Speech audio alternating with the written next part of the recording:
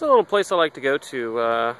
It's the bay here in Bodega Bay. When the tide goes out, becomes almost dry, especially this South Beach, they call it. Pardon the lighting, it's, sunny. But anyway, I like to come out here because a number of reasons. It makes me feel comfortable. The reason it makes me feel comfortable is because it's isolated, it's alone, it's away from everybody.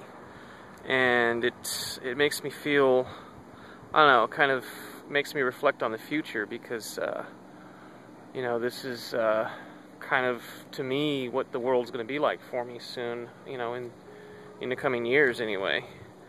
And that is that, the tide goes out, the tide of civilization goes out, and all that's left is the bare earth, and has a chance to survive, and life has a chance to alter itself to prepare for the next coming tide. It's kind of a metaphor for between our civilizations, and I feel that's where I'm at. That this long, the tide has gone out, it's washed away all the human civilization, kind of, if you will, and all the infrastructure, and all that's left is nature, and nature has a chance to restart from the scraps. The tide, the ocean, of course, represents civilization, and it's come through here and just ripped everything out, but it's gone now, and all that's left is bare land, and it can recover. And, of course we know it can't. It's a tide. It's coming back in. But in the meantime, things can live. You've got tide pool life. You've got birds scavenging. You've got shrimp trying to survive down underneath. You've got various species breeding at these stages when the tides go down. You've got others hiding. And, I'm out here among them, all this, alone, as I expect I will be, at least metaphorically, when shit hits the fan in the rest of the world. And here I am trying to make a life for myself, trying to do something productive. And most of the time it's just walking my dog, but still, it's making life of all this death, essentially. But anyway, so yeah, that's how I feel, and the reason I feel that way is because things are so bad here in this country, in the world. It's a crisis of it's a social crisis, not an economic crisis, not anything like that. It's about us, it's about people, it's about moral reasoning, it's about maturity, it's about human potential. We're not reaching it. We're lazy. We've got a society, a civilization that, a system that takes care of us, and we don't have to do any of the thinking or supposedly work, but unfortunately we do have to do all the work, more so than we should. We've got a civilization, a society set up where a few rich rule over us because we agree that they should take care of us, and no matter how bad of a job that they do, and that's essentially what's going on. All of us, none of us care about each other. We're all selfish, and that's why I come out here. None of you are out here. Not a single one of you are out here. Just me and my dog. There's no selfish assholes. There's no jerks. There's no thieves. There's no con men. There's no corporate executives. There's no greedy Christmas shoppers. There's no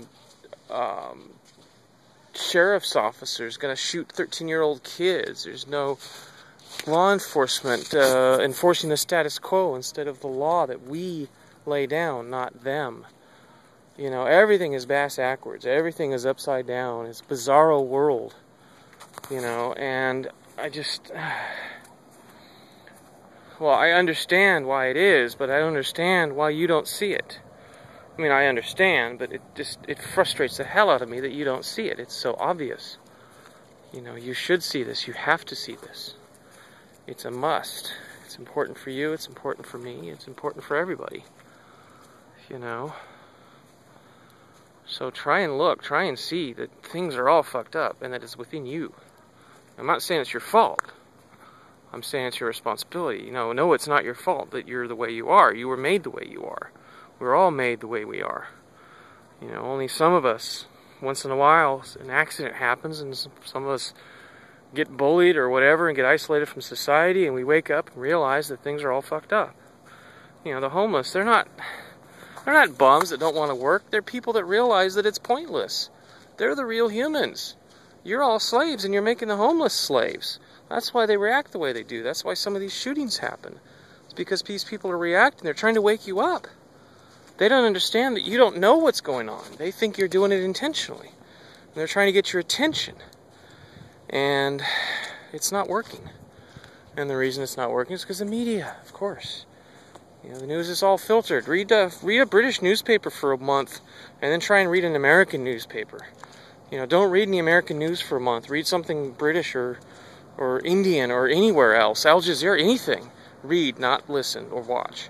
Read the news from elsewhere, and then read it here again, and see if you don't see what I see, that it's all pro-America. It's all biased towards America. Even this NSA surveillance coverage by the New York Times, it was all, oh, well, you know, it's very forgiving of their unforgivable acts, essentially. I've got a couple of rare ducks over here, apparently. Some cute little ducks. I'll see what I can see before they fly away.